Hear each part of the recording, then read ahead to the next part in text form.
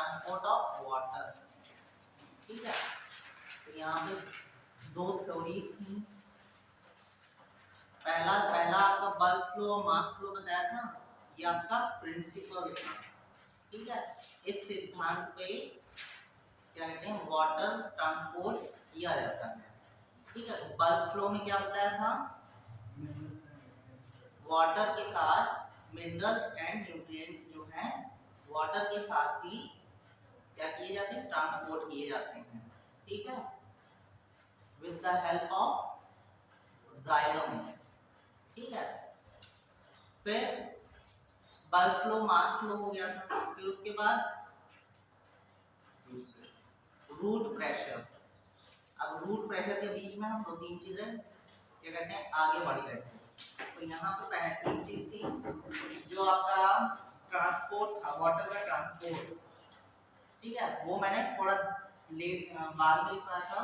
तो वाटर का ट्रांसपोर्ट जो है वो आपका किस कौन कौन सी कंडीशन बनी थी, एपोप्लास्ट एंड सिम्प्लास्ट। ठीक है, एपोप्लास्ट आपका फास्ट प्रोसेस है एंड सिम्प्लास्ट आपका स्लो प्रोसेस है। ठीक है, तो इसमें क्या होगा, एपोप्लास्ट की जो अगर कंडीशन लिखेंगे, एपोप्लास्ट, ठीक है, एपोप्लास्ट बिटवीन सेल होता है। ठीक है, बिटवीन सेल यानी वाटर जो है वो इन सेल्स के बीच में होता हुआ क्या करेगा, एक जगह से दूसरी जगह ट्रांसपोर्ट होगा। लेकिन वहीं अगर सिम्प्लास्ट की बात हम करेंगे, सिम्प्लास्ट, तो यहां पे आपकी दो सेल्स बनी हुई हैं।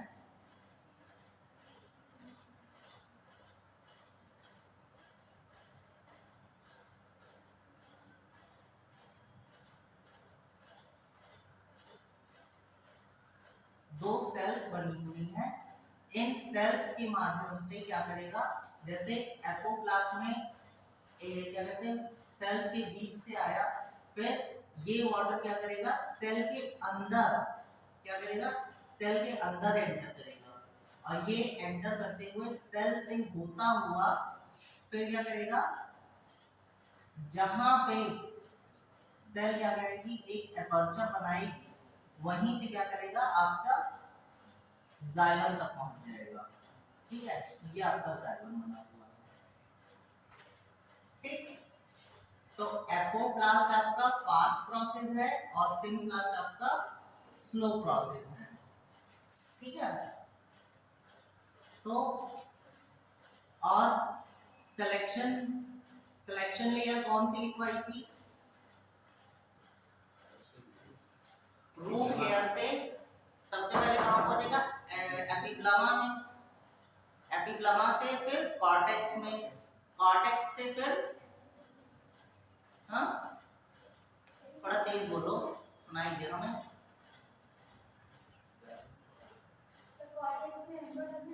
एंडोडर्मिस। एंडोडर्मिस के ऊपर कौन सा सब्सटेंस लगा हुआ था, वैक्सी सब्सटेंस, सुबेरिन। ठीक है, सुबेरिन जो है वो पूरी तरीके से आपकी एंडोडर्मिस को क्या करे रहता है, कवर किए रहता है।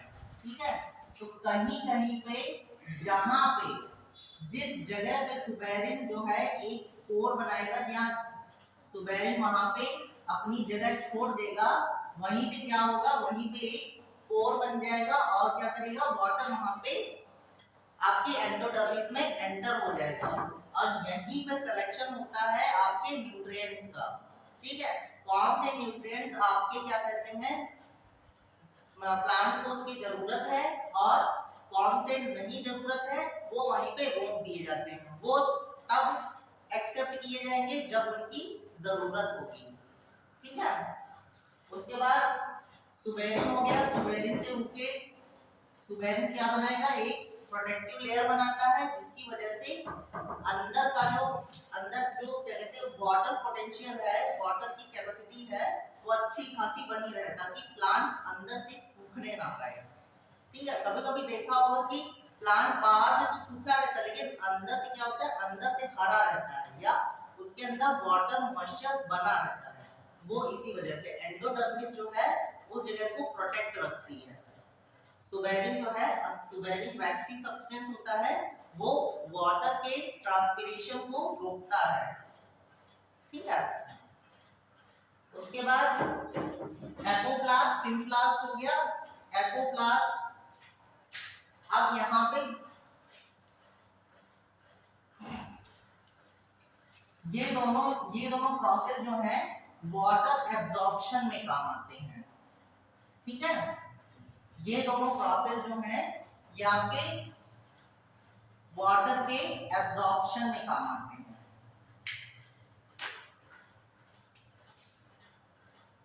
इनसे क्या होता है, एब्जॉर्प्शन होता है,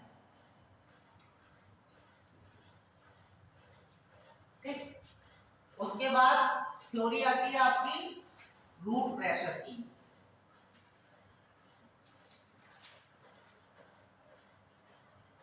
रूट प्रेशर क्या था? It is a slow process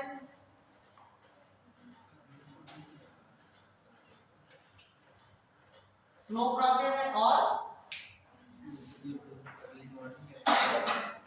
ये प्रोसेस अर्ली मॉर्निंग या सनसेट के बाद। हाँ, ये प्रोसेस जो है अर्ली मॉर्निंग या सनसेट के बाद भी दिखती है। अर्ली मॉर्निंग और सनसेट के बाद इसलिए दिखती है क्योंकि ये ऐसी प्रोसेस है जो बहुत स्लो चलती है।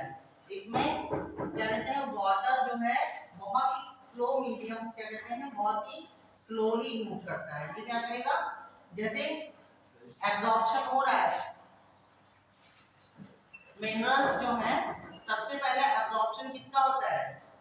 अगर जो हम बात करें पूरे ट्रांसपोर्ट की तो सबसे पहले एब्जॉर्प्शन किसका होगा? क्योंकि वाटर और मिनरल्स दोनों का एब्जॉर्प्शन हो रहा है, तो वाटर एंड मिनरल्स में सबसे पहले एब्जॉर्प्शन वाटर का कहां होगा? मिनरल्स का होगा। जब मिनरल्स एब्जॉर्ब कर लिए जाएंगे तो अंदर की तरफ कौन सी क्या कहते हैं कंडीशन बन जाएगी? अंदर का मीडियम कैसा हो जाएगा? कॉन्सेंट्रेट या डाइल्यूट? कॉन्सेंट्रेट हो जाएगा ना। तो आपके मिनरल और न्यूट्रिएंट्स की क्या कहते हैं एब्जॉर्प्शन एक्टिवली भी होता है और पैसिवली भी होता है। अगर जो एक्टिवली हो रहा है तो वहां पे क्या क्रिएट होगा? अगर जो एक्टिवली एब्जॉर्प्शन हो रहा है तो वहां पे क्या क्रिएट होगा? पंप क्रिएट होंगे कि चैनल क्रिएट होंगे? पंप क्रिएट होगा। अगर जो पंप क्रिएट हो रहा है तो कॉन्सेंट्रेशन किस कॉन्सेंट्रेशन की तरफ मूव करेंगे मॉलिक्यूल्स? लो से हाई की तरफ। और वही अगर जो पैसिवली मूव कर रहे हैं तो हाई से लो की तरफ, ठीक है। हर बार बताते हैं, हर बार भूल जाते हो, ठीक है। तो क्या होगा कि जब एक्टिवली मूव कर रहे होंगे तो पंप क्रिएट होगा। अगर जो पैसिवली क्रिएट हो रहा है, पैसिवली मूव कर रहे हैं तो वहां पे चैनल्स क्रिएट होंगे। तो जब मिनरल्स और न्यूट्रिएंट्स जो हैं वो क्या करेंगे, जब मूव कर जाएंगे आपके जाइलम में, तो जाइलम में हाइपरटोनिक कंडीशन क्रिएट हो जाएगी। और वो हाइपरटोनिक कंडीशन जो है वो वाटर को पैसिवली एब्जॉर्ब करना स्टार्ट कर देगी, क्योंकि उस वहां का कंसंट्रेशन जो है वो हाई हो गया है। तो इस वजह से उसको डाइल्यूट करने के लिए या उसको सैचुरेट करने के लिए वाटर को क्या किया जाए, एब्जॉर्ब किया जाएगा। तो सबसे पहले मिनरल्स एब्जॉर्ब किए जाएंगे, बाद में वाटर एब्जॉर्ब होगा, ठीक है। फिर यही वाटर जो है, मिनरल्स तो अपनी जगह पे बने हुए हैं, लेकिन जब वाटर एंटर करेगा तो वाटर एंटर करते ही वाटर मॉलिक्यूल्स को क्या करेगा, ऊपर भेजना स्टार्ट कर देगा, ठीक है। यहाँ ये आपकी रूट जो है ये एब्जॉर्ब कर रही है वाटर, ठीक है।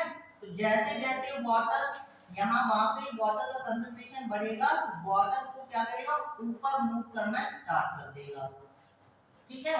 वाटर ऊपर मूव होना स्टार्ट हो जाएगा। धीरे धीरे क्या होगा, वाटर क्या कहते हैं जाइलम वेसल्स के थ्रू अपनी क्या कहते हैं ऊपर की तरफ मूव करेगा, उसके साथ में मिनरल और न्यूट्रिएंट्स भी जाएंगे, ठीक है। लेकिन ये स्लो प्रोसेस थी, ये छोटे प्लांट्स में तो आराम से क्या कहते हैं वाटर का ट्रांसपोर्ट या वाटर एंड मिनरल्स का ट्रांसपोर्ट कर लेगा, लेकिन बड़े प्लांट्स जैसे यूकेलिप्टस है या कोई भी जितने भी बड़े प्लांट्स हैं आपके, आम का पेड़ है या जितने भी पाए जाते हैं, जितने भी आपके बड़े प्लांट्स हैं, तो उनमें अगर जो रूट प्रेशर काम करेगा तो क्या जब पेड़ जब तक वहां उन तक पानी पहुंचेगा तब तक की उसकी जीवन लीला खत्म हो जाएगी। तो यहाँ पे फिर दूसरी थ्योरी आई आपकी ट्रांसपिरेशन पुल की, ठीक है, ट्रांसपिरेशन पुल, ठीक है। अब ट्रांसपिरेशन पुल का मतलब क्या होगा,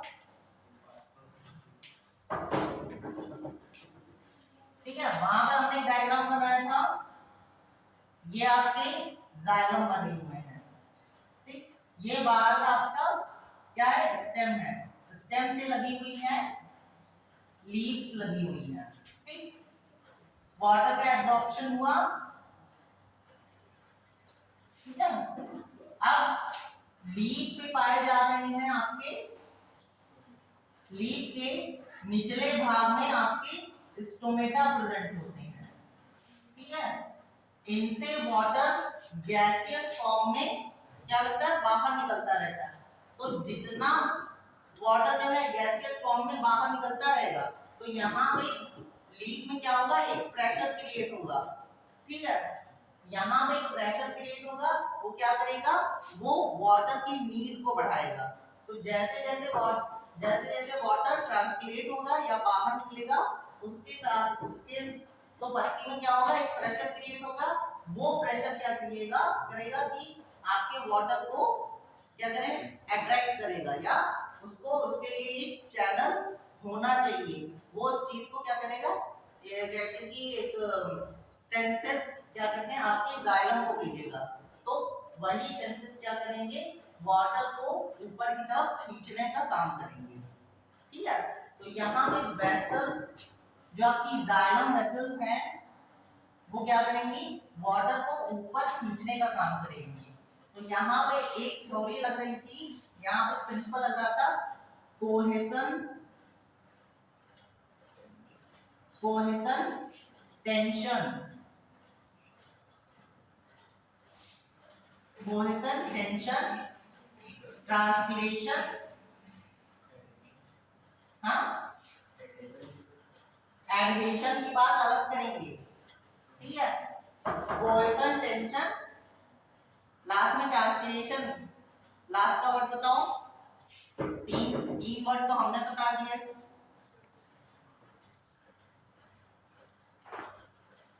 क्या तो हम कुछ नहीं बताएंगे सर आप ही कथा करेंगे,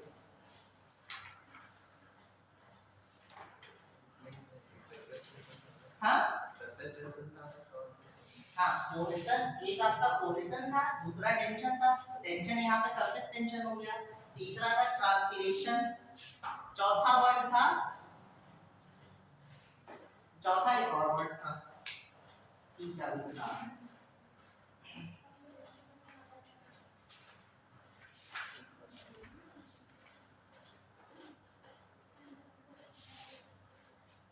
cohesion tension transpiration pull model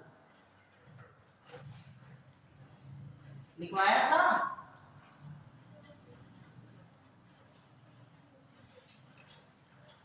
cohesion यहाँ पे क्या है वाटर के मॉलिक्यूल्स के बीच में अट्रैक्शन फोर्स, ठीक है अट्रैक्शन फोर्स, और अगर टेंशन की बात करेंगे तो टेंशन आपका वाटर की जो बाहरी सतह है, जैसे एक बूंद है, बूंद के जो बाहर मॉलिक्यूल्स पड़े हुए हैं या घेरे हुए हैं उसको बूंद को, तो बाहर की जो बूंद के बाहर वाले जो मॉलिक्यूल्स हैं उनके बीच का अट्रैक्शन जो होता है उसे कहते हैं सरफेस टेंशन, और एक और वर्ड आया था एडहेशन,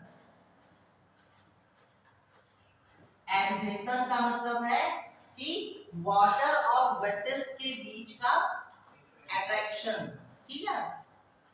तो कोहेशन आपका कोहेशन टेंशन, तो यहाँ भी क्या होगा, कोहेशन को हिंदी में कहते हैं ससंजन बल, ठीक है।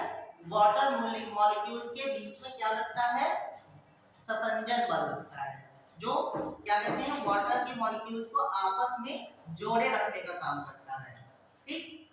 तो यहाँ पे एक चीज और, यहाँ पे एक चीज समझो, जैसे जाइलम है, जाइलम के अंदर वाटर मॉलिक्यूल्स की क्या होती है, एक चेन बन जाती है, ठीक है। वाटर मॉलिक्यूल्स की क्या होती है, एक चेन बन जाती है। ये मॉलिक्यूल्स क्या करते हैं, धीरे धीरे क्या करते हैं, आपकी लीफ में, ये आपका स्टोमेटा है, और अंदर क्या होता है, अंदर लिक्विड फॉर्म में पहुंचता है, लेकिन निकलता किस फॉर्म में है, गैस फॉर्म में। तो अंदर जितना काम हो गया, जितना उसको जरूरत होती है उतना उसको मिल गया, और सारा जितना तो वेस्ट जितना होता है उसको क्या किया जाता है, गैसेस फॉर्म में ट्रांसपिरेशन के थ्रू निकाल दिया जाता है। तो लगभग 99% आपका वाटर जो है वो गैसेस फॉर्म में क्या किया जाता है, निकाल दिया जाता है, और 1% वाटर ही क्या किया जाता है, यूज किया जाता है, ठीक है। ये पॉइंट और लिख लो,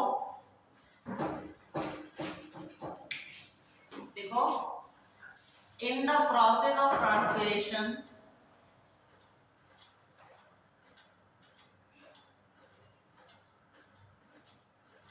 in the process of transpiration 99% water,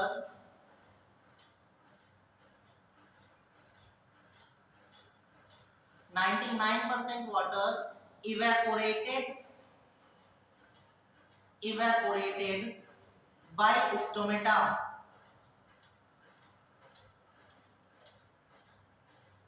only 1% is used in, only 1% used in photosynthesis,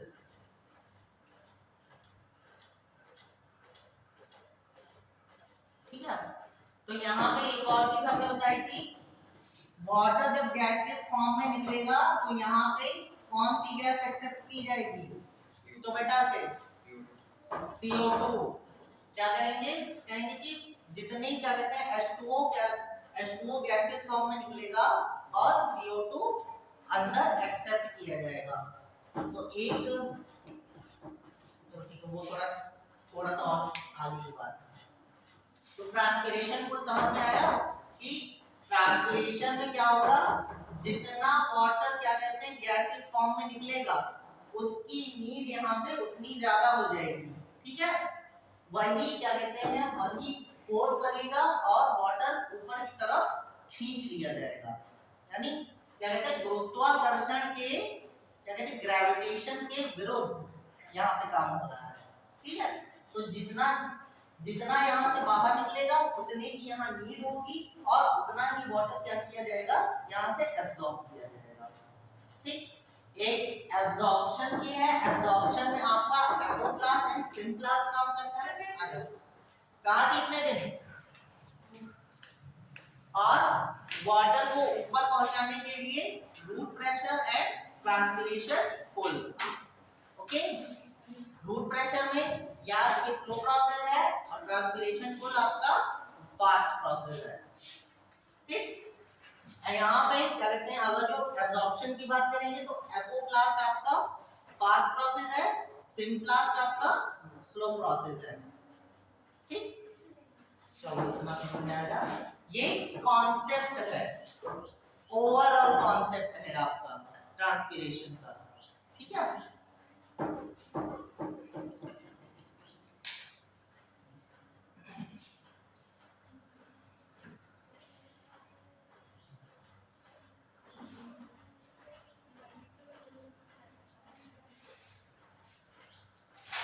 last में हेडिंग लिखवा थी एसेंट ऑफ सैप,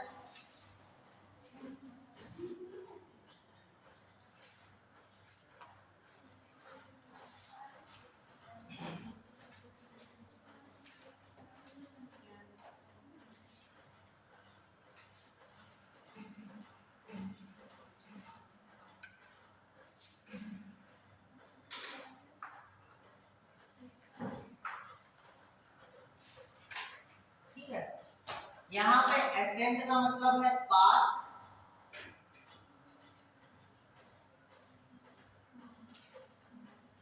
एसेंट का मतलब है पाथ, और सैप है आपका वाटर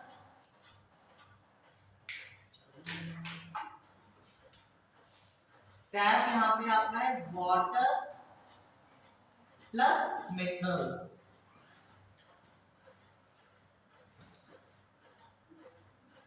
ठीक है, तो जब क्या कहते हैं वाटर और मिनरल्स एक साथ क्या करते हैं मूव करते हैं तो क्या एक पाथ बन जाता है, यही पाथ आपका कहलाता है एसेंट ऑफ सैप। ठीक है, जैसे ये आपका कोई पेड़ है, पेड़ कह लो या पौधा कह लो, इसके अंदर क्या हो रहा है एब्जॉर्प्शन हो रहा है, पहले एब्जॉर्प्शन हो रहा है, फिर उसके बाद ट्रांसपोर्टेशन हो रहा है वाटर एंड मिनरल्स का। ठीक है, इसी क्या कहते हैं इसी वे को, इसी पाथ को क्या कहते हैं एसेंट ऑफ सैप। ठीक है, तो यहाँ पे कई वैज्ञानिकों ने कई थ्योरीज दी, लेकिन दो ही प्रोसेस क्या थे आपके एक्सेप्ट किए गए, पहला था आपका रूट प्रेशर, ठीक है रूट प्रेशर, दूसरा आपका ट्रांसपिरेशन पुल।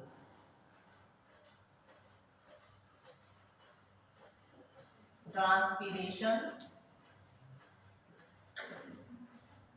पुल, ठीक है, जाओ उसमें जरा निकल में वो चलो कि वो डाल दें, चल ही नहीं रहा है बिल्कुल, वही वो कर रहे थे उसके बाद यूपीएससी वाली क्लास चल रही है, दूसरे दे देंगे, एक नहीं रखते हैं। हाँ क्या तो दूसरे देते हैं। तो यहाँ पे क्या होता है एसेंट ऑफ सैप क्या कहते हैं as path of water and minerals बनाने के लिए आपके दो प्रोसेस आए, आपकी root pressure and transpiration pull. तो यहाँ पे क्या बन जाएगा एक पाथ बन जाएगा वाटर और मिनरल्स का, उसी को कहते हैं एसेंट ऑफ सैप। ये चीज रट लो, याद करो, कभी भी अगर जो सपने में भी आए तो बोल देना।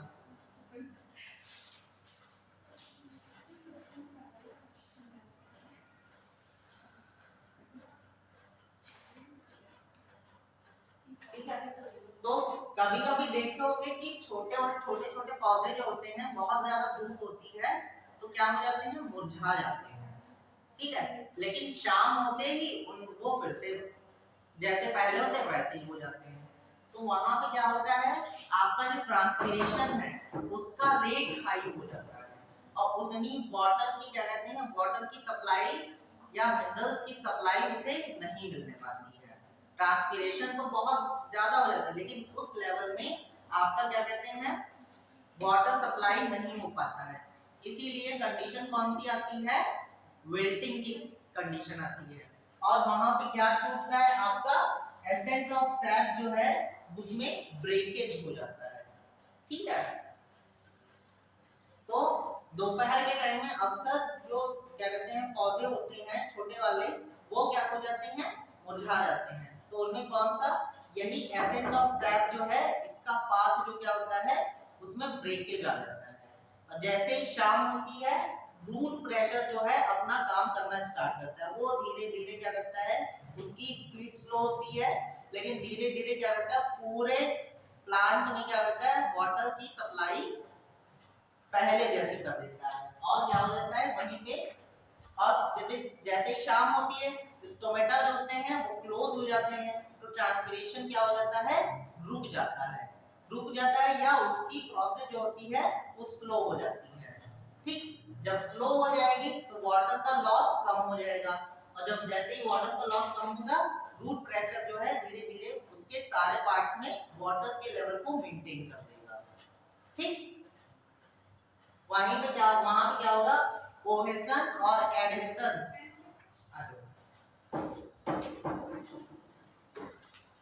कोहेशन और एडहेशन जो है वो आपका मेंटेन हो जाएगा। ठीक है, लेकिन जब दोपहर का टाइम होता है जैसे गर्मियों के सीजन में दोपहर का टाइम होता है तो वहां पे पानी का लॉस जो है बहुत जल्दी होता है, बहुत ज्यादा मात्रा में होने लगता है। स्टोमेटा जो होते हैं वो जो क्या ओपन रहते हैं, ठीक। तो जब ओपन रहेंगे तो क्या होगा, वाटर का लॉस ज्यादा होगा, और वाटर लॉस ज्यादा होगा तो विल्टिंग की कंडीशन आ जाएगी। और जैसे ही शाम होती है स्टोमेटा क्लोज होते हैं, रूट प्रेशर जो है, रूट प्रेशर से वाटर उसके सारे पार्ट्स में पहुंच जाएगा और वाटर लेवल को मेंटेन कर देगा, ठीक है।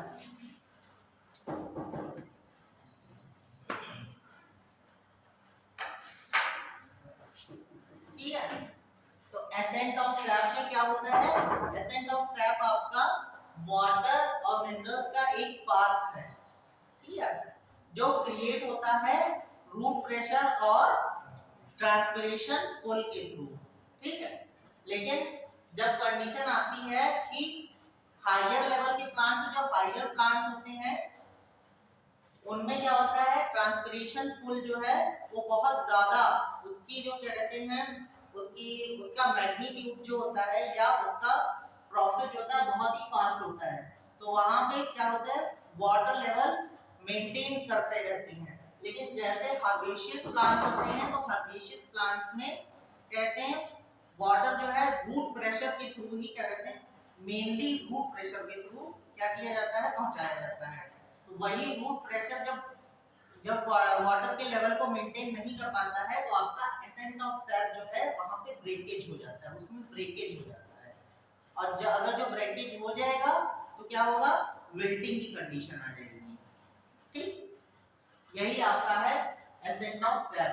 और कई लोगों ने, कई वैज्ञानिक थे, उन्होंने बहुत सारी थ्योरी दी, लेकिन थ्योरी सबसे ज्यादा आपकी कौन सी एक्सेप्ट की गई, root pressure and transpiration pull की, ओके, ठीक है। तो इसमें लिखो एसेंट ऑफ सैप में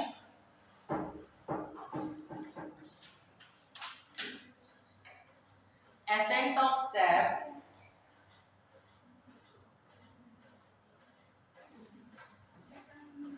is the path of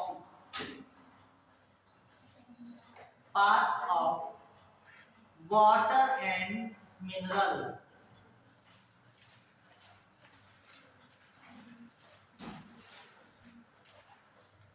It is continuously maintain the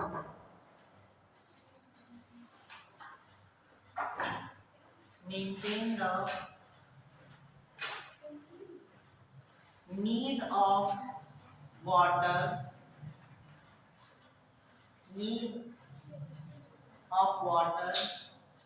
created by transpiration. Next point लिखो, created by transpiration. Next point लिखो, in higher consistency of transpiration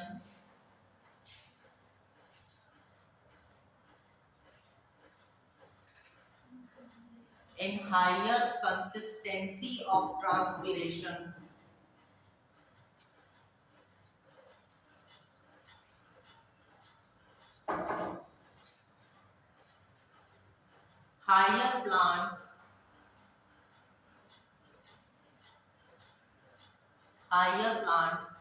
maintain it very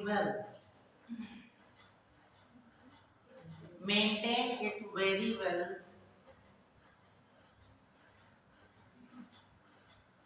by their vascular bundles,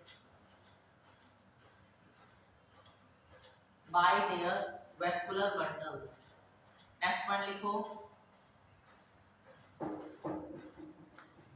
in herbaceous plants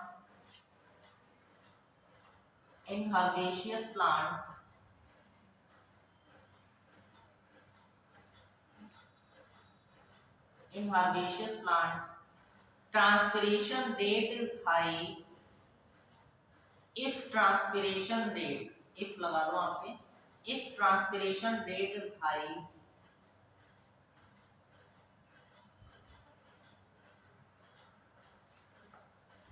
need of water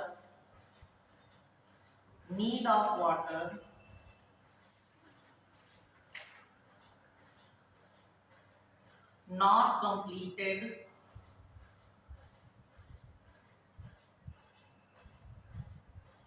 ascent of sap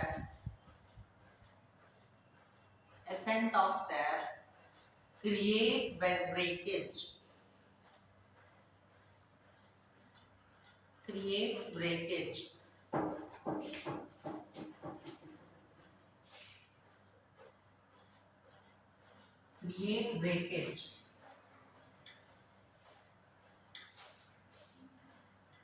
plant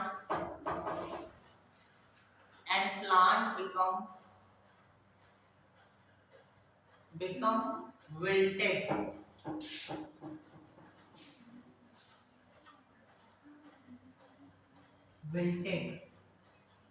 wilted का मतलब मुरझा जाता है, ठीक है। Plant become wilted।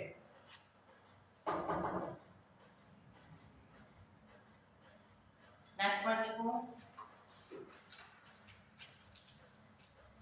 after some time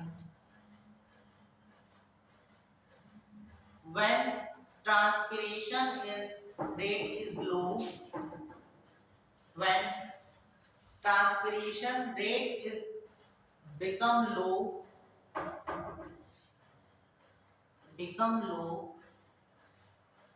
root pressure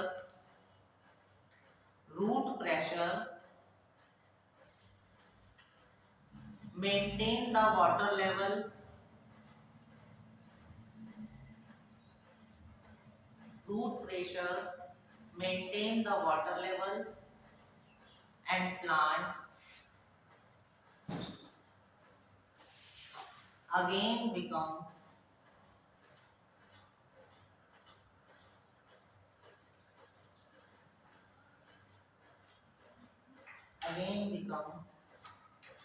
healthy condition।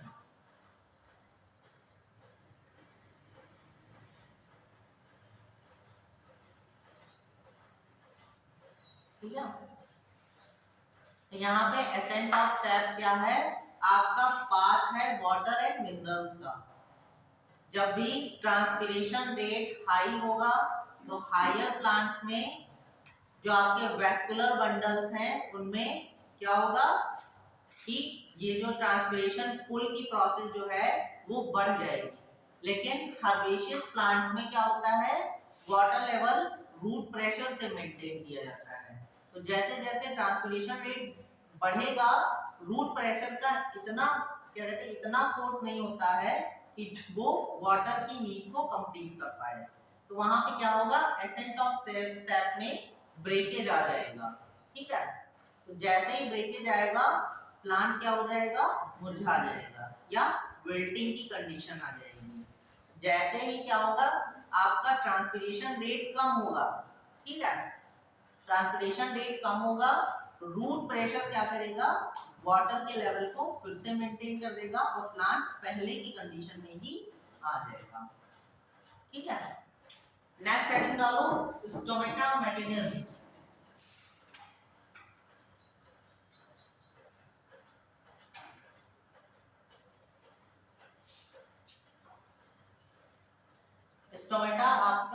Stomata mechanism जो है वो आपकी लास्ट है और आपका ये चैप्टर जो है अभी कंप्लीट हो जाएगा। ठीक है, तो यहाँ पे क्या कहते हैं, हर जितनी भी लीफ और वाटर क्या कहते हैं प्लांट होते हैं उनके ऊपर की सतह क्या होती है, वो चमकीली होती है, उसके ऊपर एक चमक होती है। तो वो जो चमकीली लेयर जो होती है वो होती है क्यूटिकल की। ठीक है, लेकिन जैसे ही हम पत्ती को पलटते हैं तो दूसरे साइड का सरफेस कैसा होता है, रफ होता है। ठीक है, इसी रफ सरफेस पे पाए जाते हैं आपके स्टोमेटा पाए जाते हैं। इसके लिए स्टोमेटा पाए जाते हैं, इसके लिए क्या कहते हैं, एक एक्सपेरिमेंट भी है, एक मिक्सचर, एक लिक्विड होता है कोबाल्ट, उसका आगे कुछ है वो हम आपको बाद में बता देंगे। तो वो पिंक कलर का मिक्सचर होता है। तो उसके अंदर क्या कहते हैं, एक पेपर जो आपका पार्चमेंट पेपर होता है, उसको क्या कहते हैं डिप करके पहले उसको सुखाइए, सुखाने के बाद पत्ती के पीछे क्या करते हैं उसको क्या कहते हैं चिपका दीजिए, या किसी भी हेल्प से उसको क्या करते हैं आपको उस पे सटा देना है पत्ती के पीछे की तरफ। तो उसके ऊपर क्या होगा कि आप देखेंगे पूरा पेपर तो क्या कहते हैं व्हाइट होगा, लेकिन उसमें क्या होंगे छोटे छोटे से पिंक कलर के डॉट्स बने होंगे, ठीक है, छोटे छोटे पिंक कलर के डॉट्स बने होंगे। यही डॉट्स जो क्या करेंगे, यही डॉट्स यहाँ पे बताएंगे कि कहाँ कहाँ पे पत्ती में स्टोमेटा पाए जाएंगे, ठीक है। जहां जहां पे स्टोमेटा पाए जाएंगे वहां वहां पे क्या होंगे आपके पिंक कलर के डॉट्स बने होंगे, और जहां पे पिंक कलर के डॉट्स नहीं बने यानी वहां पे स्टोमेटा नहीं पाए जाएंगे।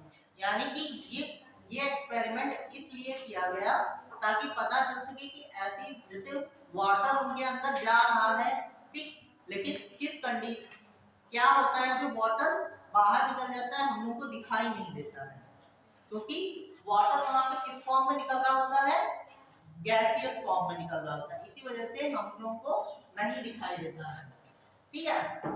आपकी क्या कहते हैं वो क्या कहते हैं जैसे तीन टाइप के प्लांट्स बताए गए हैं, C3, C4 and cam plants, ठीक है, कैम प्लांट्स। तो C3 अब यहाँ पे देखो जब 200 से 400 वाटर मॉलिक्यूल्स यानी कि वाटर जो आपका गैस फॉर्म में निकलता है H2OG, यानी H2O जो है वो आपका गैस फॉर्म में निकलता है, तब जाकर के एक CO2 जो है यहाँ पे क्या कहते हैं C3 प्लांट्स में अंदर एंटर करता है, ठीक है। जब 200 से 4 C3 प्लांट जैसे कि आप जितने भी आपके हायर प्लांट्स हैं ये आपके C3 प्लांट्स हैं, ठीक है। तो ये जितने ज्यादा जितने क्या कहते हैं 200 से 400 मॉलिक्यूल्स आपके वाटर के निकलेंगे तब जाकर के एक मॉलिक्यूल CO2 का क्या करेगा एंटर करेगा। वही C4 प्लांट्स आपके 100 से 200 वाटर मॉलिक्यूल जब बाहर निकलेंगे, ठीक है, तब एक CO2 मॉलिक्यूल अंदर पहुंचेगा इसके, ठीक है। ये स्टोमेटा की बात कर रहे हैं, यहाँ पे जो गैसेस एक्सचेंज हो रहा है वो स्टोमेटा से हो रहा है, ठीक है, स्टोमेटा से हो रहा है। तो यहाँ पे कितने 200 से 400 तो तब जाकर के एक CO2 मॉलिक्यूल अंदर जाएगा, और यहाँ पे जब 100 से 200 वाटर मॉलिक्यूल्स बाहर निकलेंगे तब जाकर के C4 प्लांट में CO2 का एक मॉलिक्यूल जाएगा। और वही कैम प्लांट्स आपके जो होते हैं इसमें 50 से 100 H2O मॉलिक्यूल्स जो है जब बाहर निकलेंगे तब एक CO2 मॉलिक्यूल जो है कैम प्लांट्स के स्टोमेटा में क्या करेगा एंट्री करेगा, ठीक है। तो कैम प्लांट्स को आपका यहाँ पे अभी डिस्कस नहीं किया गया है, ओनली C3 एंड C4। तो C3 और C4 में सबसे एफिशिएंट कौन से होंगे वाटर लॉस के उससे C4 प्लांट्स, क्योंकि यहाँ पे वाटर लॉस कम हो रहा है एंड CO2 ज्यादा मात्रा में जा रही है, और ये तभी यहाँ पे क्या होगा ऑक्सीजन ज्यादा क्रिएट होगी, ठीक है। और यहाँ पे वाटर लॉस ज्यादा हो रहा है और CO2 कम जा रही है, ठीक है। तो यहाँ पे क्या होगा कि इनका जो प्रोडक्टिविटी जो होगी वो इनकी कम होगी और इनकी प्रोडक्टिविटी ज्यादा होगी, क्योंकि ये ज्यादा मात्रा में क्या बना रहे भोजन बनाएंगे CO2। और वो क्यों बनाएंगे, अगर ये ज्यादा मात्रा में भोजन बना रहे क्यों बनाएंगे,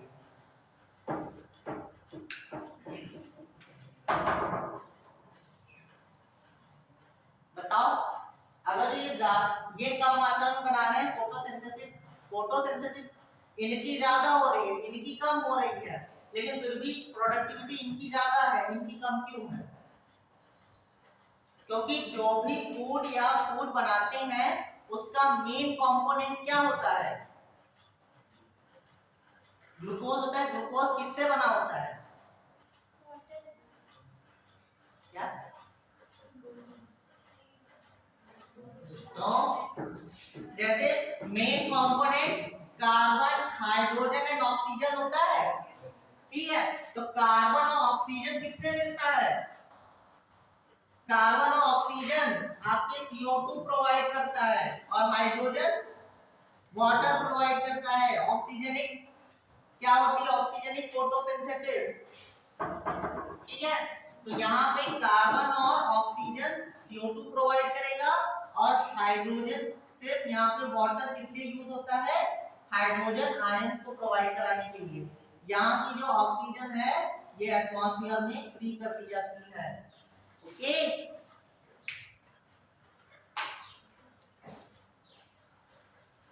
पिछला ही चैप्टर पूरा इस पे हुआ है, ऑक्सीजनिक फोटोसिंथेसिस, ऑक्सीजनिक फोटोसिंथेसिस, फिर भी नहीं बता पाते हो। सारे चैप्टर जो है वो एक दूसरे से क्या हुए? जुड़े हुए हैं, यानी फिर भी कनेक्शन क्रिएट ही नहीं कर पाते हो। ठीक है, स्टोमेटा की अगर जो बात करें तो पहली बात तो ये कि ट्रांसपिरेशन किससे हो रहा है? स्टोमेटा से। स्टोमेटा कहाँ प्रेजेंट है? लीफ के निचले भाग पे, ठीक है? पहली बार में क्या किया, ये पेपर था ये ऊपर की तरफ चिपकाया गया, तो वहां पे होते हैं लेकिन बहुत कम मात्रा में होते हैं, ठीक है? क्यूटिकल जो होती है वो पूरी सरफेस को क्या कहते हैं? कवर किए रहती है, ठीक? लेकिन नीचे की तरफ जब लगाया गया पेपर तो वहां पे डॉट्स ज्यादा मात्रा में मिले। तो सबसे ज्यादा वाटर ट्रांसपिरेशन कहाँ होता है? लीफ के निचले भाग से होता है, ठीक?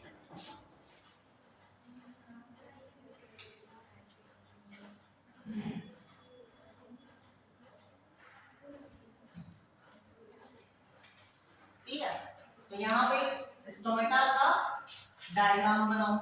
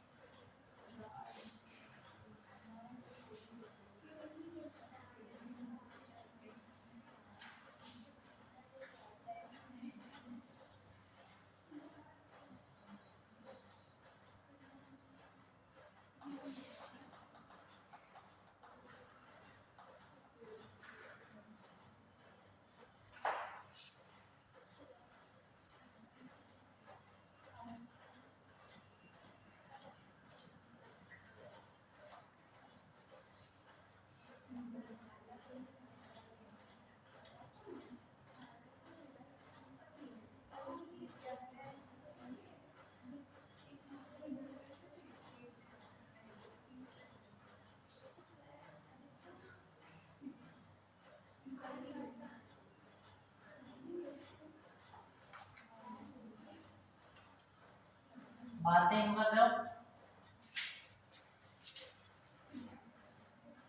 तो स्टोमेटा जो है उसके आसपास जो होती है वो पाई जाती है सब्सिडरी सेल। सब्सिडरी सेल्स, ठीक है? फिर अंदर वाली जो होती है इसको कहते हैं गार्ड सेल। गार्ड सेल्स, ठीक है? और जो अंदर का कोर होता है उसे कहते हैं स्टोमेटल कोर। स्टोमेटल कोर, ठीक है? तो गार्ड सेल की इनर लेयर जो होती है guard cell,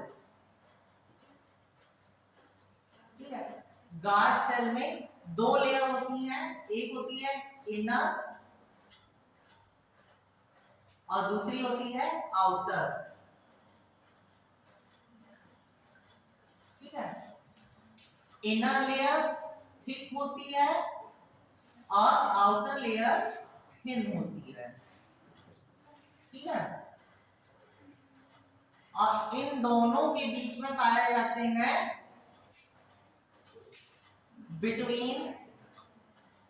between inner and outer layer, inner and outer layer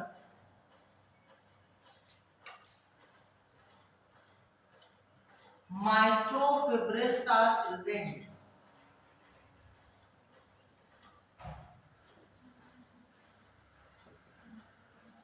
Microfibrils are present। ठीक है, ये जो क्या कहते हैं, ये inner layer and outer layer, guard cell की इनर लेयर थिक होती है एंड आउटर लेयर थिन होती है। इन दोनों लेयर्स के बीच में पाए जाते हैं आपके माइक्रोफिब्रिल्स। यही माइक्रोफिब्रिल्स क्या करते हैं, स्टोमेटा को क्लोज एंड ओपन करने का काम करते हैं। ठीक है, तो ये माइक्रोफिब्रिल्स जो आपके बने होते हैं ये सेलुलोज के बने होते हैं, प्रेजेंट एंड मेड बाय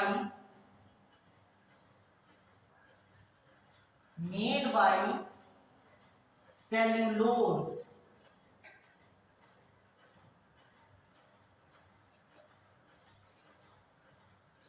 ठीक है, स्टोमेटा में बाहर जो आपका मेन स्टोमेटा होता है उसके आसपास लगी होती है सब्सिडरी सेल्स। ठीक है, ये सब्सिडरी सेल्स स्टोमेटा को प्रोटेक्ट करती हैं। और उसके बाद जो आपका स्टोमेटा होता है, स्टोमेटा में गार्ड सेल्स होती हैं, दो गार्ड सेल्स होती हैं। दोनों गार्ड सेल्स का इनर लेयर जो होती है वो थिक होती है और आउटर लेयर थिन होती है। इन दोनों लेयर्स के बीच में माइक्रोफिब्रिल्स पाए जाते हैं जो सेलुलोज के बने होते हैं। यही माइक्रोफिब्रिल्स कंट्रोल करते हैं स्टोमेटा की ओपन एंड क्लोजिंग में। ठीक है,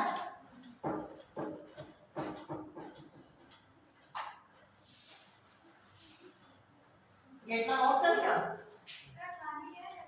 जाओ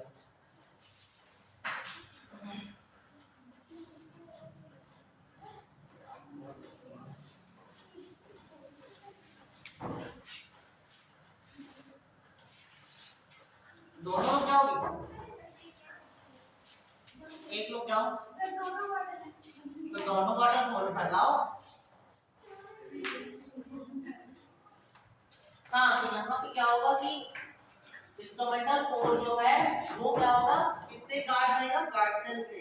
गार्ड सेल की outer inner layer thick and thin हो गई और माइक्रोफिब्रिल्स सेलुलोज के बने हैं। सेलुलोज के बने होने की वजह से क्या करेंगे, कंट्रोल करेंगे स्टोमेटा की ओपनिंग एंड क्लोजिंग को।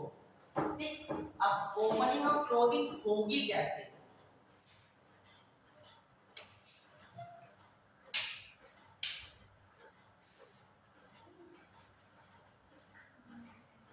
ठीक है, ये चीज समझते हैं।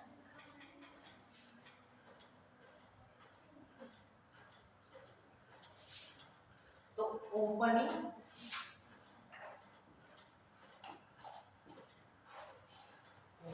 एंड क्लोजिंग, ठीक है, जब ओ क्या कहते हैं स्टोमेटा ओपनिंग की बारी आएगी तो क्या मेंटेन क्या होता है, वाटर लेवल मेंटेन की प्रोसेस होती है। तो जब क्या कहते हैं ट्रांसपिरेशन ज्यादा बढ़ जाएगा तो क्या होता है कि ये सब्सिडरी सेल्स जो क्या करेंगी, ये वाटर को एब्जॉर्ब करना स्टार्ट करेंगी। तब यहाँ पे क्या होगा कि जो गार्ड सेल्स हैं, गार्ड सेल्स में वाटर का लेवल जैसे ही घटेगा तो ये माइक्रोफिब्रिल्स क्या करेंगे, कॉन्ट्रैक्ट करना स्टार्ट करेंगे, ये स्ट्रेच करना स्टार्ट कर देंगे। तो जैसे ही स्ट्रेच करना स्टार्ट करेंगे तब क्या होगा, एक वैसे क्या कहते हैं टर्जिडिटी मेंटेन होगी। ठीक है,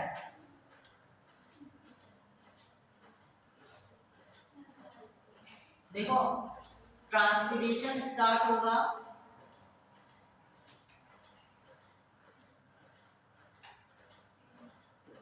ट्रांसपिरेशन, ठीक है, ट्रांसपिरेशन स्टार्ट होगा और क्या होगा, वाटर लॉस होगा, ठीक है, वाटर लॉस होगा। वाटर लॉस होने के साथ साथ क्या होगा कि गार्ड सेल के जो माइक्रोफिब्रिल्स हैं, माइक्रोफिब्रिल्स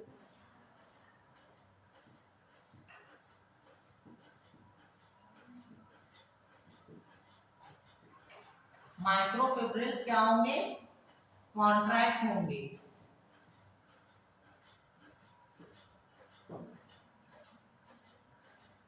माइक्रोफिब्रिल्स कॉन्ट्रैक्ट होंगे और क्या हो जाएगा, स्टोमेटा ओपन हो जाएगा।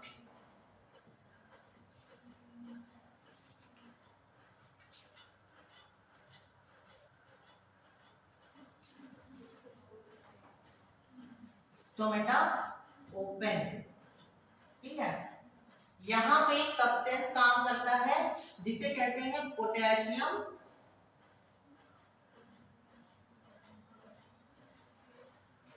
पोटेशियम मैलेट, ठीक है। पोटेशियम मैलेट जो है वो क्या हेल्प करेगा, पोटेशियम मैलेट आपके स्टोमेटा की ओपनिंग और क्लोजिंग में हेल्प करेगा। It is a controller of stomatal opening and closing, ठीक है। और जब क्लोज होने का टाइम होगा, microfibrils contract, stomatal pore is turgid,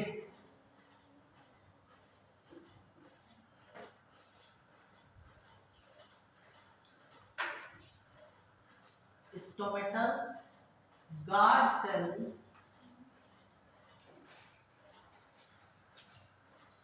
guard cells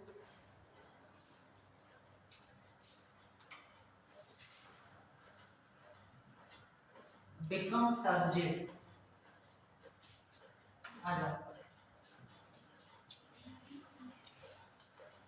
become turgid, ठीक है। टर्जिडिटी मैंने आपको एक जगह पे समझाया कि सेल अगर जो टर्जिड हो गई है, टर्जर प्रेशर उसमें क्रिएट हो गया तो क्या होगा,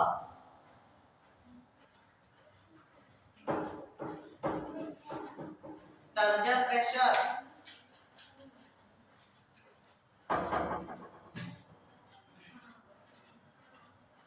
टर्जर प्रेशर क्या था,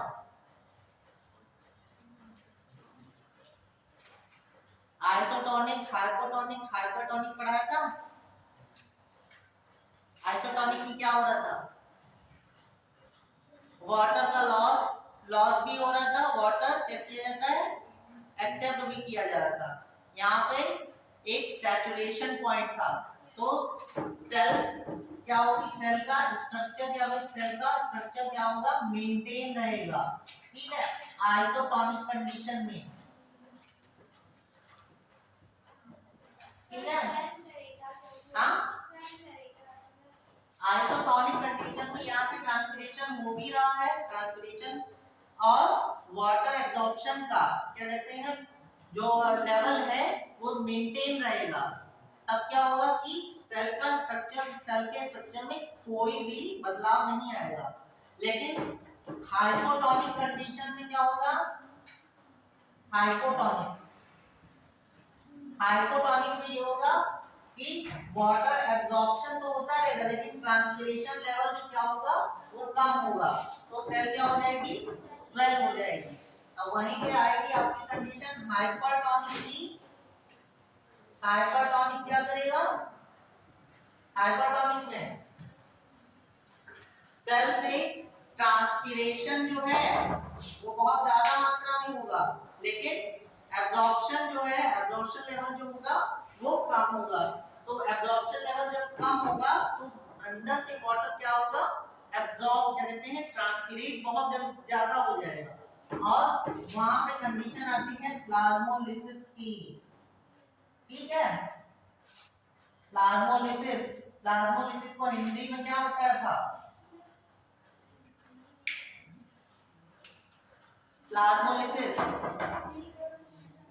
अंदर का जो मैटर है सेल वॉल तो मेंटेन रहेगी, लेकिन अंदर का जो प्लाज्मा मेम्ब्रेन के अंदर का मैटर जो है वो क्या, वाटर क्या हो जाएगा, वो बहुत ज्यादा मात्रा में लॉस हो जाएगा।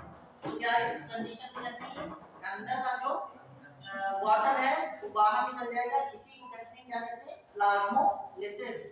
हिंदी में कहते हैं जीव द्रव्य कुंचन, यानी कि उसके जितने भी क्या कहते हैं सेल ऑर्गन्स हैं वो प्लाज्मा मेम्ब्रेन के अंदर ही रहेंगे, लेकिन उनका वाटर क्या हो जाएगा, वाटर बाहर निकल जाएगा। और वो वाटर कहाँ पहुंच जाएगा, आपकी सेल वॉल में तो भरा रहेगा, लेकिन प्लाज्मा मेम्ब्रेन में नहीं पहुंचेगा रहेगा। ठीक है, क्योंकि क्योंकि वाटर क्या कहते हैं, सेल वॉल के बाहर का मैटर कैसा है, हाइपरटोनिक है। वहां पे क्या कहते हैं, सॉल्ट की मात्रा ज्यादा है, यहाँ पे सॉल्ट की मात्रा कम है और सॉल्वेंट ज्यादा है, यानी वाटर ज्यादा है। और यहाँ पे दोनों लेवल मेंटेन है, सॉल्यूट एंड सॉल्वेंट दोनों का लेवल मेंटेन रहेगा। तो वहां पे आइसोटोनिक कंडीशन होगी, सेल कैसी होगी, फ्लैसिड, फ्लैसिड, ठीक है। और यहाँ पे सेल कैसी हो जाएगी, टर्जिड। ठीक, यहाँ पे टर्जिड है, यहाँ पे एक टर्जर क्रैशर काम करेगा, टर्जर कह लो या टर्गर कह लो, ठीक है।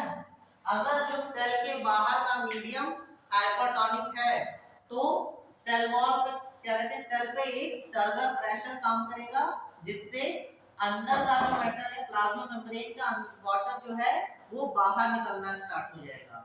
ठीक है, तो वहीं पे उसी बाहर निकलने पे जो प्रेशर लगता है बाहर निकालने के लिए, प्लाज्मा मेम्ब्रेन के वाटर को बाहर निकालने के लिए जो प्रेशर यूज होगा उसको कहेंगे टर्जर प्रेशर, और जो सेल होगी वो क्या कहलाएगी, टर्जिड सेल। ओके, आइसोटोनिक में फ्लैसिड। तो यहीं पे क्या कहते हैं, वही चीज आपके गार्ड सेल में यूज होती है, stomatal guard cell become turgid, यानी कि बाहर का मैटर कैसा हो गया, हाइपरटोनिक हो गया। तो गार्ड सेल से क्या होगा, वाटर का लॉस होना स्टार्ट हो जाएगा, और जैसे ही वाटर का लॉस स्टार्ट होगा माइक्रोफिब्रिल्स क्या हो जाएंगे, कॉन्ट्रैक्ट करना स्टार्ट हो जाएंगे, और जैसे ही कॉन्ट्रैक्ट करेंगे ये स्टोमेटल पोर आपका खुल जाएगा।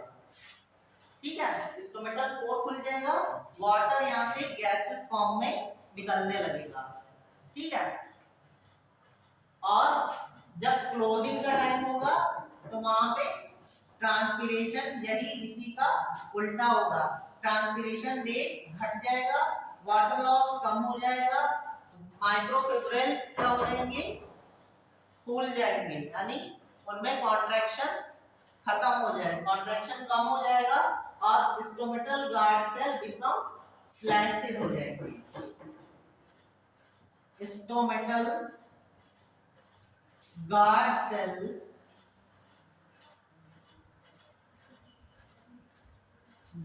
cells become flaccid। ठीक है, फ्लैसिड का मतलब अपनी पुनः स्थिति में आ जाएंगे, अपनी पुनः शेप में आ जाएंगे, या रीशेप, या अपना शेप रीगेन कर लेंगे। ठीक है, एनसीईआरटी में लिखा है दे रीगेन देयर शेप। ठीक है, यानी कि सेल कैसी हो जाएगी, फ्लैसिड हो जाएगी, अपना शेप रीगेन कर लेगी, या अपना शेप पुनः क्या कहते हैं बना लेगी, वह जैसी पहले थी वैसे ही बाद में बन जाएगी। लेकिन जब ट्रांसपीरेशन हो रहा होगा उस टाइम पे गार्ड सेल क्या हो जाएंगी, अपने आप को कॉन्ट्रैक्ट कर लेंगी with the help of microfibrils, और these fibrils are made by cellulose. ठीक है, तो यहाँ पे ओपनिंग में जो जो चीजें लिखी हुई है उसी चीज को उल्टा करके लिख लो। क्या कहते हैं इसको, एक वर्ड यूज करते हैं वाइस वर्सा, वाइस वर्सा।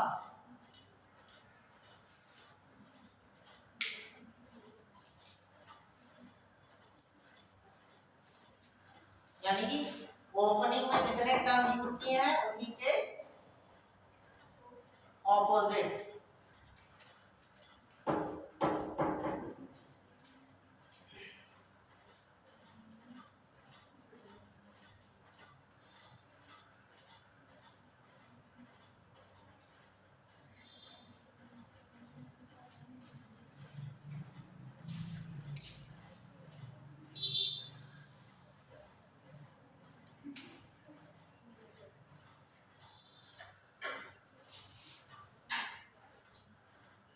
ठीक है, एनसीईआरटी में एक जगह लाइन दी हुई है, पाइनस आपने सुना है, पाइनस में हमने बताया था माइकोराइजा पाए जाते हैं। ठीक है, माइकोराइजा किसके एसोसिएशन से बनते हैं? जब टेरिडोफाइट पढ़ाया था, टेरिडोफाइट की रूट में हमने बताया था माइकोराइजा पाए जाते हैं। साइकस में कोरेलाइट रूट्स मिलती हैं और पाइनस में माइकोराइजा। कोरेलाइट रूट्स में एल्गल एसोसिएशन होता है और माइकोराइजा में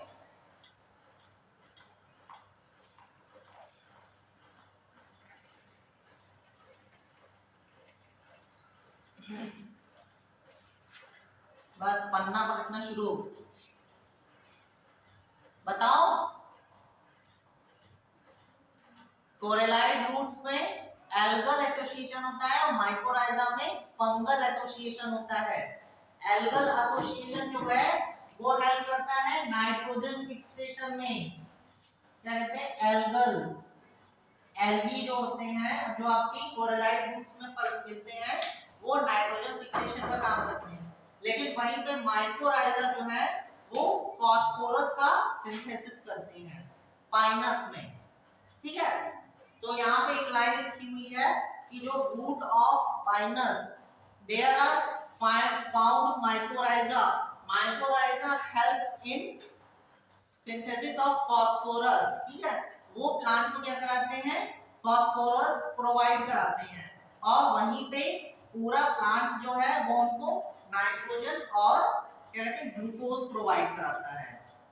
ठीक है, तो माइकोराइजा में यहाँ पे एक लाइन देखो उसमें लिखी हुई है, एनसीईआरटी है किसी के पास? लेके आया करो, पतली सी बुक होती है वो भी लाने में दिक्कत है।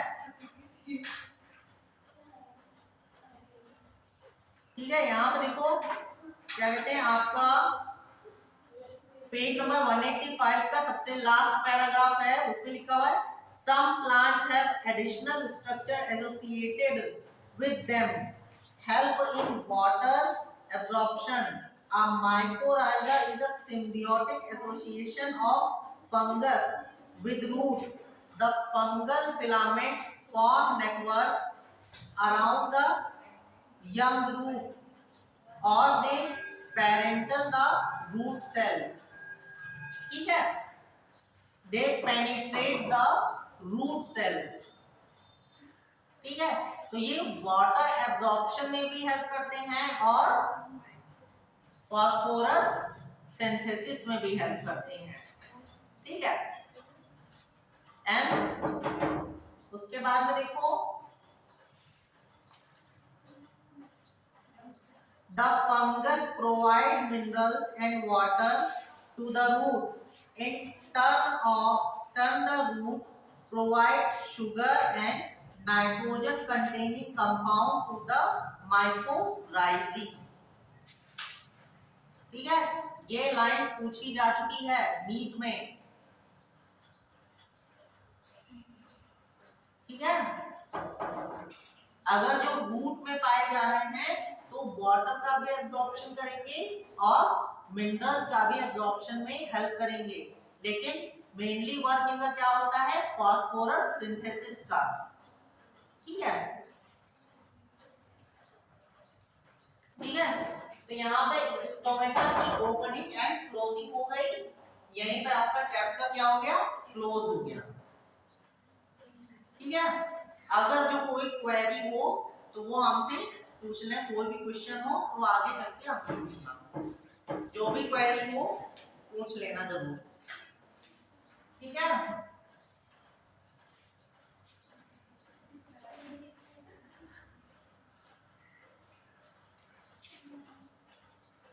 ठीक है, फिर नया चैप्टर स्टार्ट कर रहे हैं।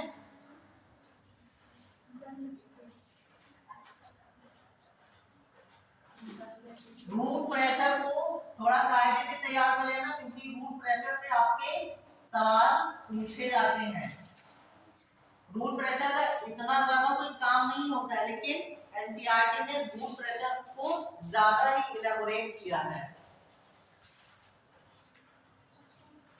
ठीक है। रूट प्रेशर की बात देखो, कहीं बहुत ज्यादा ही उसमें जितने भी टर्म्स यूज किए गए बहुत ज्यादा यूज किया गया है रूट प्रेशर, ठीक है। तो रूट प्रेशर से आपके सवाल बनते हैं, ओके। तो दूसरा चैप्टर आपका प्लांट फिजियोलॉजी का है, mineral nutrition. Mineral nutrition,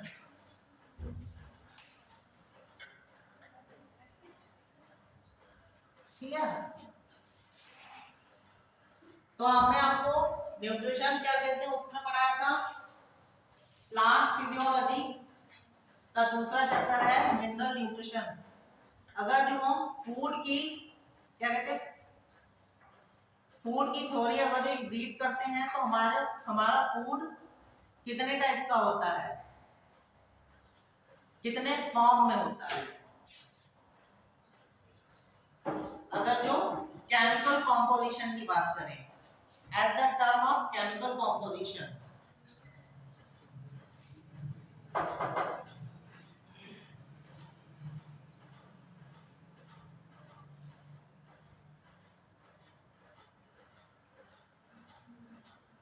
chemically हमारा फूड जो है वो दो ही टाइप का होता है। या तो हम उसे इनऑर्गेनिक फॉर्म में लेते हैं, ठीक, या तो फिर ऑर्गेनिक फॉर्म में। आपका फूड दो ही टर्म्स में प्रोवाइड होता है, इनऑर्गेनिक एंड ऑर्गेनिक, ठीक है। तो ऑर्गेनिक कंपोनेंट्स कौन कौन से होते हैं, ठीक है। ऑर्गेनिक कंपोनेंट्स जितने भी हेटेरोट्रॉफ्स हैं उनमें कंपोनेंट कौन कौन से होते हैं, कार्बोहाइड्रेट, कार्बोहाइड्रेट, उसके बाद कार्बोहाइड्रेट के बाद प्रोटीन एंड फैट्स, ठीक है। तो ये जितने भी एनिमल्स या प्लांट्स भी कह ले जो ये चीजें क्या कहते हैं कंज्यूम करते हैं, वो होते हैं हेटेरोट्रॉफ्स, ठीक है। हेटेरोट्रॉफ्स। अब इनऑर्गेनिक की बात करेंगे तो जितने भी कंपोनेंट हैं वो किससे बने होते हैं, carbon, carbon, hydrogen, hydrogen, oxygen, oxygen and nitrogen, nitrogen etcetera, ठीक है। तो जितना भी इनऑर्गेनिक क्या कहते हैं, इनऑर्गेनिक मैटर जो है जो यूज करते हैं अपना भोजन बनाने के लिए, they are autotrophs, they are autotrophs, ठीक है। तो ऑर्गेनिक मैटर की बात करेंगे तो ऑर्गेनिक मैटर में आता है आपका मेनली तीन कंपोनेंट्स होते हैं, कार्बोहाइड्रेट, प्रोटीन एंड फैट्स, ठीक है। और ऑर्गेनिक इनऑर्गेनिक की बात करेंगे तो कितने होते हैं, कार्बन, हाइड्रोजन, नाइट्रोजन एटसेट्रा, ठीक है। तो ये क्या करते हैं, ग्लूकोज को बनाने का काम करता है, और हम लोग उन्हीं का बनाया हुआ glucose, fructose, sucrose, protein, fats क्या करते हैं, कंज्यूम करते हैं। ठीक है, तो जो भी लोग ऑर्गेनिक फूड खाते हैं, अगर जो कोई गाय घास खा रही है तो वो क्या कंज्यूम कर रही है, ऑर्गेनिक मैटर को कंज्यूम कर रही है। हम लोग भी जो भी कंज्यूम करते हैं वो मैटर कैसा है, ऑर्गेनिक है। ठीक है, तो हम लोग क्या हुए, हेटेरोट्रॉफ्स हुए। और ये लोग क्या कहते हैं, प्लांट्स जो है, ऑटोट्रॉफ्स कौन से क्या है, प्लांट्स हैं। हम लोग अपना भोजन स्वयं नहीं बना सकते हैं, हम भोजन के लिए डिपेंडेंट हैं किस पे, ऑटोट्रॉफ्स पे। ठीक है, यही ऑटोट्रॉफ्स अपना भोजन जो क्या कहते हैं, अपनी विपत्ति के लिए जो क्या कहते हैं, अपनी विपत्ति के समय के लिए जो संचित करते हैं, वो उनसे छीन के हम लोग खा जाते हैं। ठीक है, लेकिन वो भी इतने दयालु हैं कि इतनी ज्यादा मात्रा में बनाते हैं कि हमको भी प्रोवाइड करा देते हैं।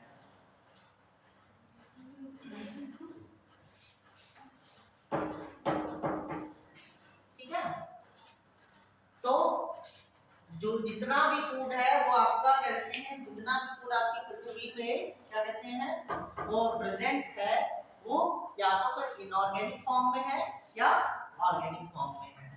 इनऑर्गेनिक फॉर्म में ये होगा कि वो लोग अपना भोजन क्या कर लेंगे, अपना भोजन स्वयं बना लेंगे। लेकिन हम क्या डिपेंडेंट हैं, या एनिमल्स या जो भी है, जितने भी कार्निवोर्स या हर्बीवोर्स जितने भी हैं, वो सब डिपेंडेंट हैं किसी और के ऊपर, यानी इनके बनाए गए ऑर्गेनिक फूड पे हम लोग अपना भोजन क्या करते हैं, कंज्यूम करते हैं। तो they are autotrophs and we are heterotrophs. ठीक, इतना मैटर समझ में आया? ये तो बहुत ही सरल है, तो बाएं हाथ का फेस।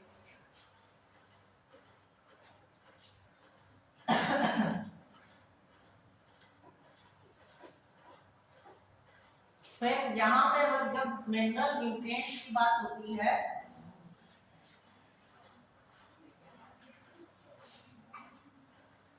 ठीक है, जब मिनरल न्यूट्रिएंट्स की बात होती है तो यहाँ पे कुछ मिनरल्स हैं, मिनरल्स। ठीक है, तो यहाँ पे कुछ मिनरल्स हैं वो ज्यादा मात्रा में यूज होते हैं और कुछ मिनरल्स जो है वो कम मात्रा में यूज होते हैं।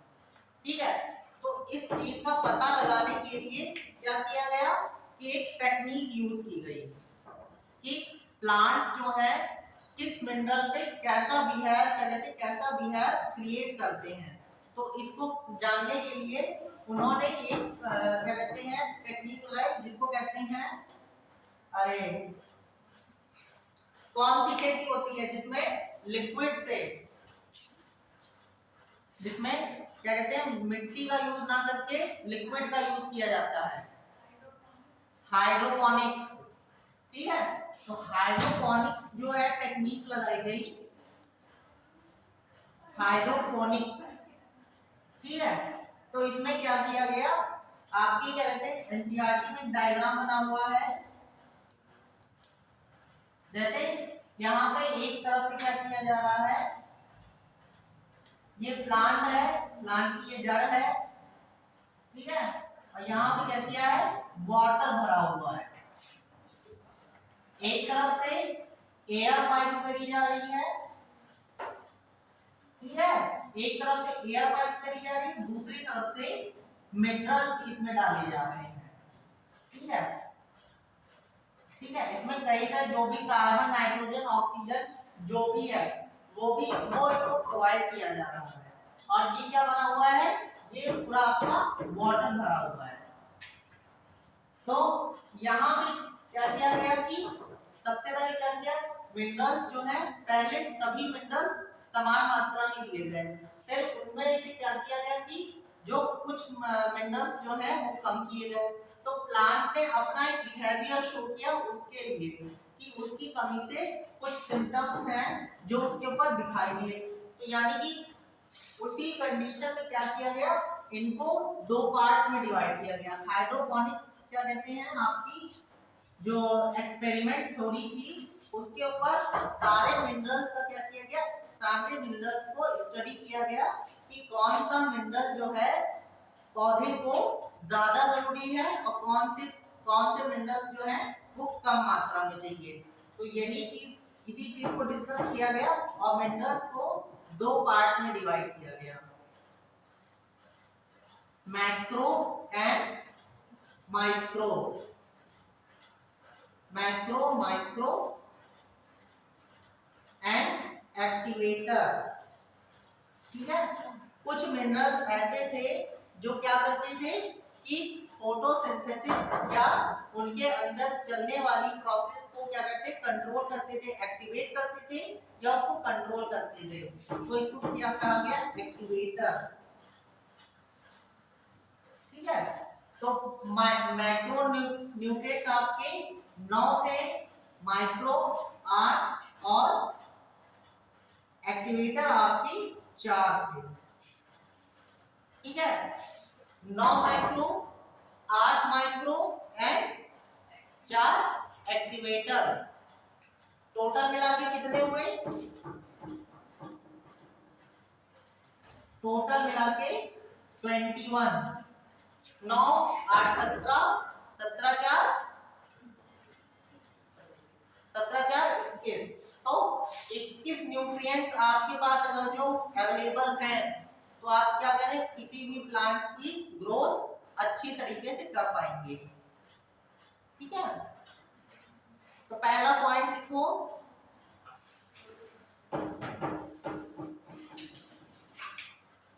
तो पहले वाला चार्ट जो बना था वो बना लिया था, इनऑर्गेनिक एंड ऑर्गेनिक। चलो ठीक है, लिखो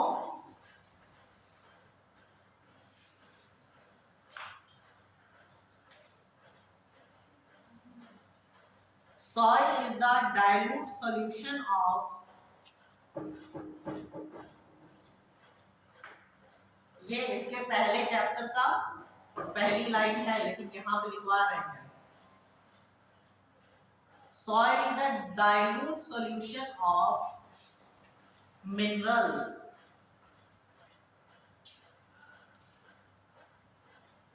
ठीक है, सॉइल में सारे मिनरल्स पाए जा रहे हैं तो क्यों ना मिट्टी फांक ली जाए। क्यों, जब सॉइल में सारे न्यूट्रिएंट्स मिल रहे हैं तो मिट्टी क्यों नहीं खा ली जाती, उसमें एक्स्ट्रा मिनरल्स होते हैं। लेकिन बात ये होती है जितने भी आपके प्लांट्स हैं उनके अंदर क्या होते हैं, सेलेक्टिव प्रोसेस, सिलेक्शन प्रोसेस होता है। वो मिनरल्स को क्या करते हैं, सेलेक्ट कर लेते हैं और उनके अंदर मिनरल्स का कंसंट्रेशन जो है वो मिट्टी से ज्यादा होता है। ठीक है, इसी वजह से क्या लिखा है, पहली लाइन क्या लिखवाई है, soil is the dilute solution of minerals but the product लिखना नहीं है, लेकिन जो आपका प्रोडक्ट मिलता है, फलों, जो पेड़ से फल मिलते हैं या बीज मिलते हैं, उनके अंदर मिनरल्स और न्यूट्रिएंट्स जो होते हैं वो उनका क्या कहते हैं, उनका एसोसिएशन जो होता है एक सिलेक्शन प्रोसेस जो से होता है। ठीक है, इस वजह से उसमें कंसंट्रेशन जो होता है वो मिट्टी से ज्यादा होगा। इस वजह से हमें मिट्टी से ज्यादा मात्रा में, उनसे ज्यादा चीज, ज्यादा मात्रा में क्या कहते हैं, एक्सेप्ट कर सकते हैं। इस वजह से हम लोग क्या करते हैं, मिट्टी न खा के फलों या बीजों को खाते हैं। ठीक है, तो पहली लाइन की soil is the dilute solution of minerals. Next point लिखो,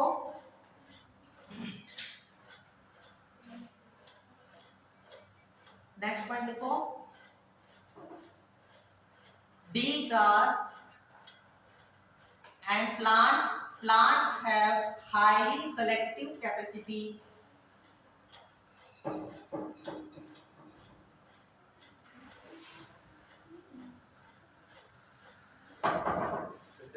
and plants have highly selective capacity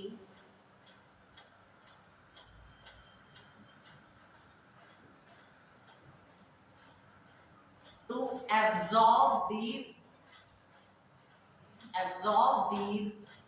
nutrients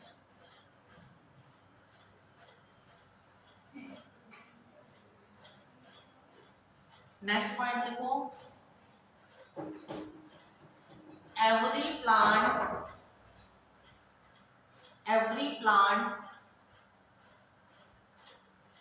make their food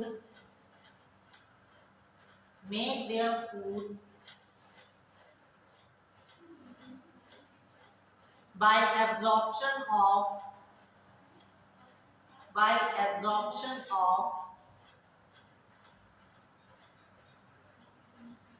inorganic matters, bracket लिख लो, क्या कहते हैं, कार्बन हाइड्रोजन पूरा वर्ड लिखने लगना, शॉर्ट में लिखो CHNO, KMG एक्सेट्रा, ठीक है। पता लगा हम बोल रहे हैं कार्बन हाइड्रोजन दोनों का पूरी स्पेलिंग लिख रहा है, थोड़ा दिमाग यूज किया करो, टाइम को क्या करें, बचाने का काम करो। कुछ जैसे बिटवीन लिखना है तो बिटवीन को ऐसे लिख लो, ठीक है, बिटवीन आपका हो गया, 2-3 वर्ड आगे चल के ऐसे और बताएंगे। प्रेजेंट लिखना है तो प्रेजेंट को ऐसे लिख लो, एब्सेंट लिखना है तो एब्सेंट को ऐसे लिख लो, ठीक है। कहीं भी कोई चीज हम प्रेजेंट बोल रहे हैं तो वहां पे लिखो, प्लस लगा दो, प्रेजेंट हो गया, ठीक, माइनस लगा दिया, एंटी लिख दिया, एब्सेंट हो गया, ठीक है। तो नोट्स बनाते टाइम थोड़ी ये चीजें ध्यान रखिए, कुछ अपने शॉर्ट कहते हैं, अपने शॉर्ट्स यूज किया करिए, तो जितना जल्दी शॉर्ट्स यूज करोगे उतना ही आपको क्या करेंगे, आपका जो कहते हैं टाइम बचेगा, ठीक है। हाँ, तो क्या लिख रहे थे, इनऑर्गेनिक मटेरियल्स, लाइन बोलो, क्या लाइन लिखवाई है, हाँ, with the help of लिखो, बताओ तो पूरी लाइन पढ़ो एक साथ, मैटर ब्रैकेट में CHNOK etcetera, in the process of photosynthesis,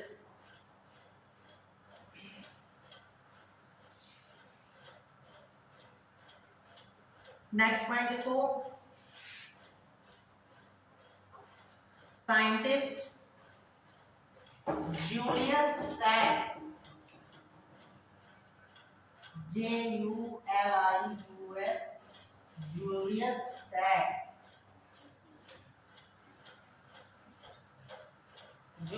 sac,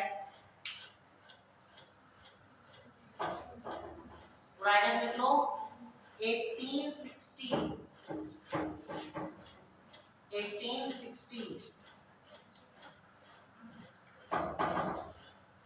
create a technique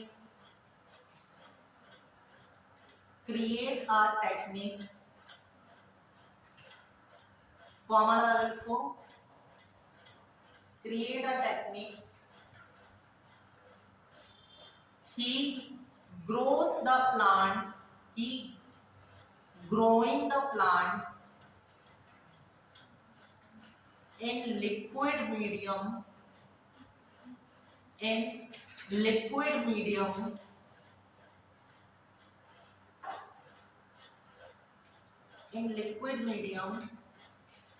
this liquid medium contains minerals and nutrients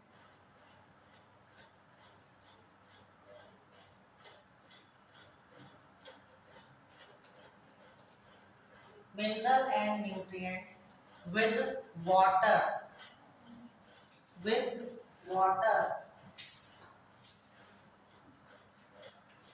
it is called hydroponic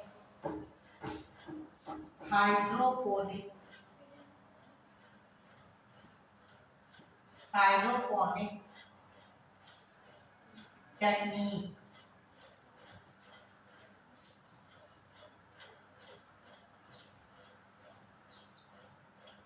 hydroponic technique,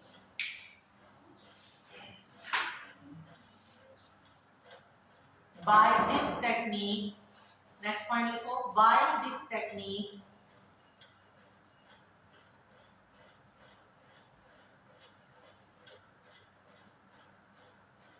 by this technique essential nutrients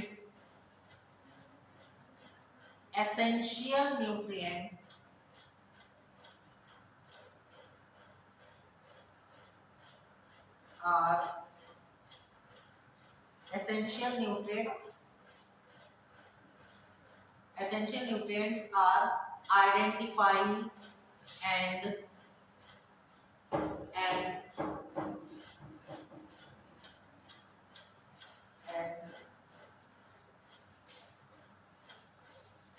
study their need of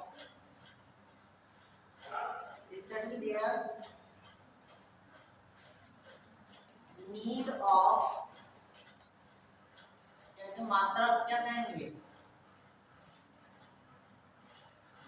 English में, मात्रा को क्या कहेंगे, इसकी इतनी मात्रा होनी चाहिए, हाँ, क्वांटिटी, ठीक है।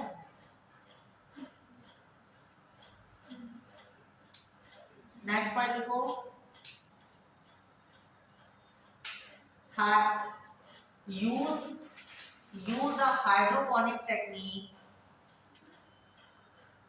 use the hydroponic technique,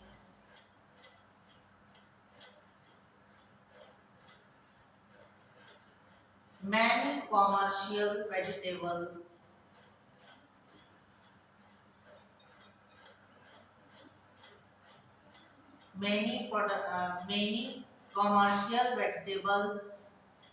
produce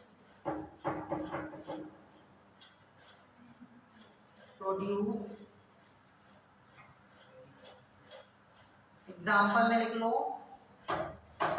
tomato,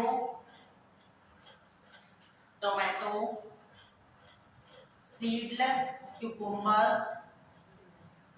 cucumber को हिंदी में क्या कहेंगे, seedless cucumber,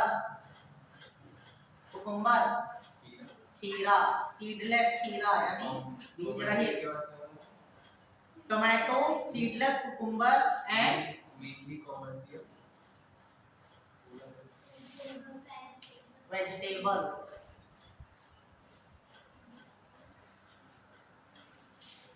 seedless cucumber and lettuce, L-E-T-T-U-C-E, lettuce,